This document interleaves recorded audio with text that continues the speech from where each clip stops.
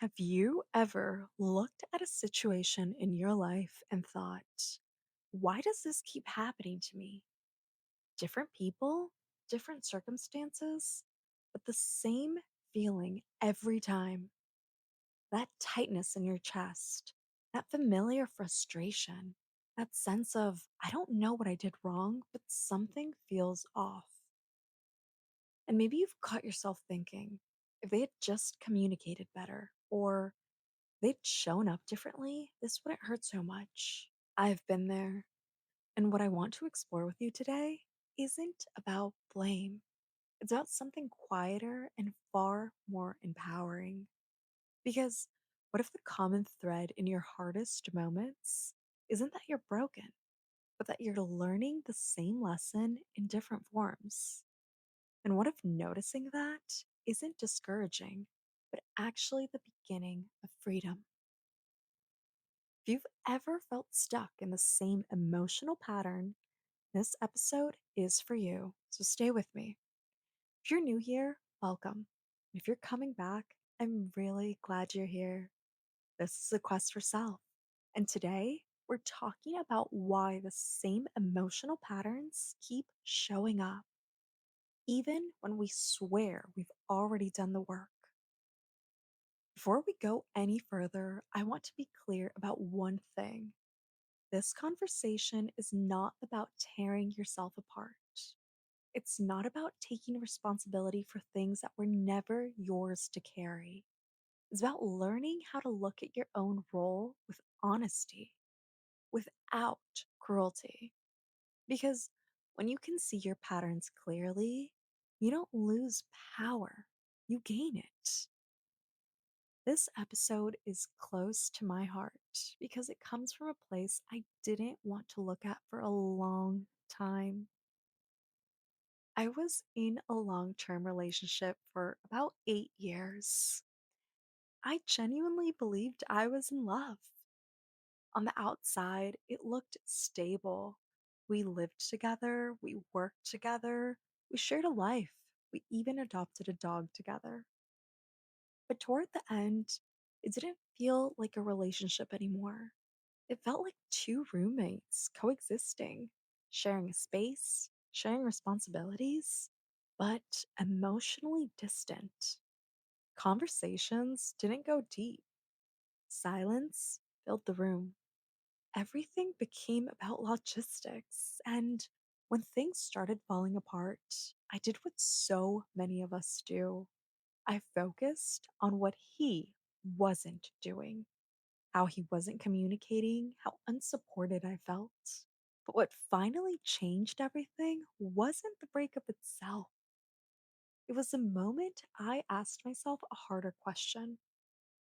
What I didn't understand back then was this: I thought I was reacting to the relationship, but I was reacting to something much older. I had learned that being upset meant being alone, that needing something meant being too much. So instead of asking for what I needed, I protected myself by going quiet. At the time, I thought silence was maturity. I thought I was being easy, but silence, it wasn't peace. It was self abandonment. This, it deepens insight, not information. I was not a good communicator. When I got upset, I shut down. I avoided conflict. I gave the silent treatment. And sometimes, when all that unspoken emotion built up, it came out sideways. I said things I regret, cruel things. I carried so much anger inside of me, and I didn't know what to do with it. So instead of creating connection, I created distance. I remember sitting alone after arguments with a pit in my stomach, thinking, how did I become this version of myself? That question scared me, but it also opened the door. The turning point, that was when I started therapy.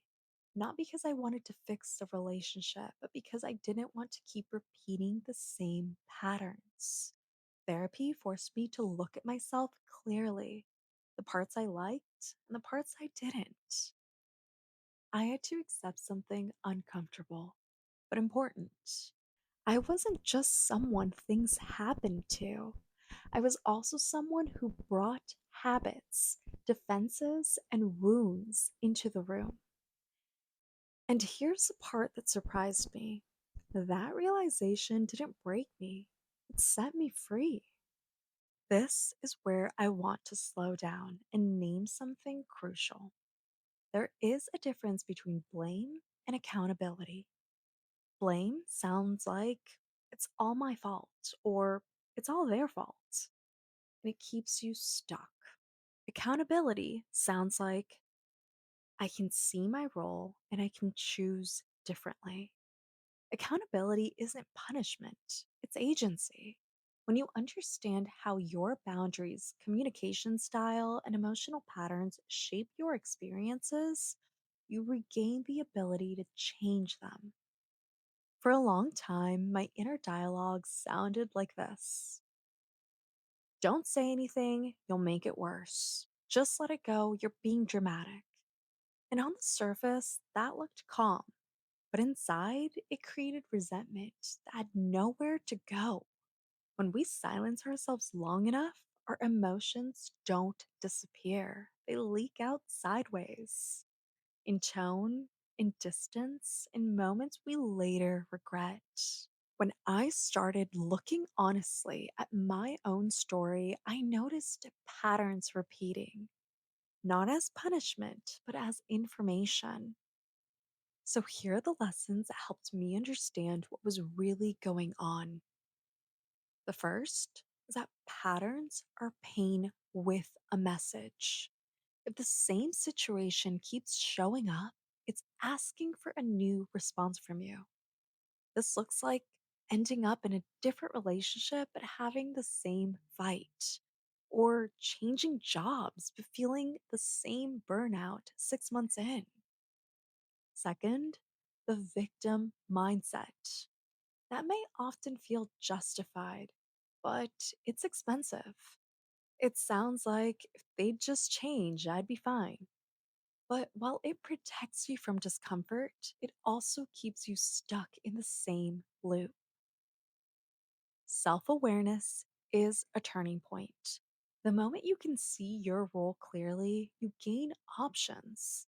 This looks like realizing you avoid hard questions, not because you don't care, but because conflict feels unsafe in your body. Your energy sets the tone. How you show up emotionally shapes what unfolds around you. This can look like being chronically guarded and then wondering why relationships feel distant, or being overly accommodating and feeling resentful when no one meets you halfway. Another is unspoken expectations. They create invisible resentment.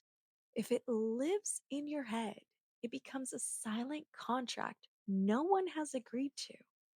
This looks like hoping someone will just know. They'll know what you need, and feeling hurt when they don't.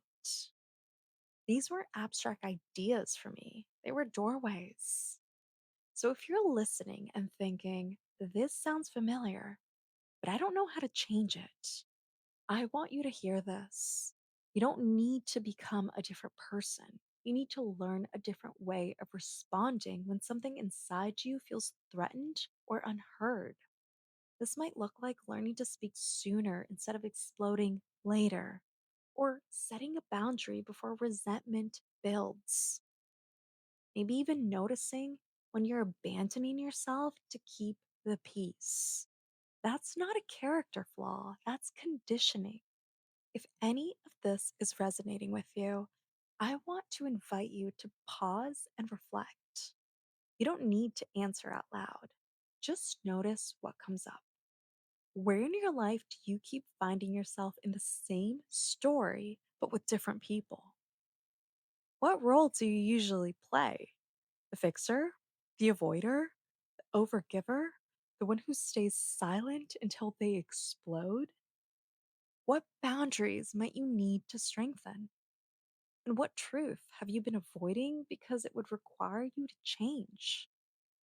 I want you to sit with those questions gently. This isn't about judgment, it's about clarity. Here's what I want to leave you with: awareness changes everything. The moment you can see your role without shame, you reclaim your power because you're not broken. You're not doomed to repeat the same story forever. You're growing, and growth isn't about perfection. Let me say that again.